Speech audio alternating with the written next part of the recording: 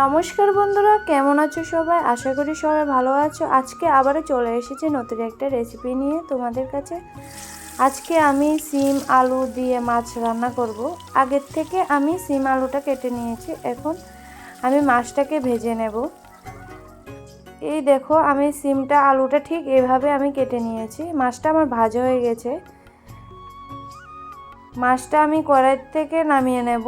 ওই মাছ ভাজা তেলের মধ্যে আমি একটা গোটা পেঁয়াজ কুচি কুচি করে কেটে নিয়েছিলাম, এটা দিয়েছি। এখন আমি কাঁচা লঙ্কা বাটা দিয়েছি 2 চা চামচ, দিয়ে দেব পরিমাণ মতো নুন, হলুদ, জিরে আর সামান্য একটু ধনের গুঁড়া। তো মশলাটা একটু ভালো করে কষিয়ে নিয়ে এরপরে আমি আলু আর সিমটা দিয়ে দেব কড়াইয়ের মধ্যে। তো মশলার সাথে আমি আলু আর সিমটাকে ভালো করে একটু ভেজে নেব।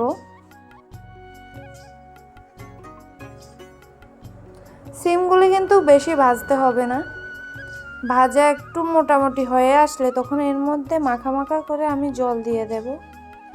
জলটা দিয়ে ভেজে রাখা মাছটাকে আমি সিমের মধ্যে দিয়ে দেব। এখন ঢাকা দিয়ে রেখে দেব 2 মিনিটের জন্য। 2 মিনিট পর ঢাকাটা সরিয়ে আমি আর একটু নাড়াচাড়া করে নিচ্ছি।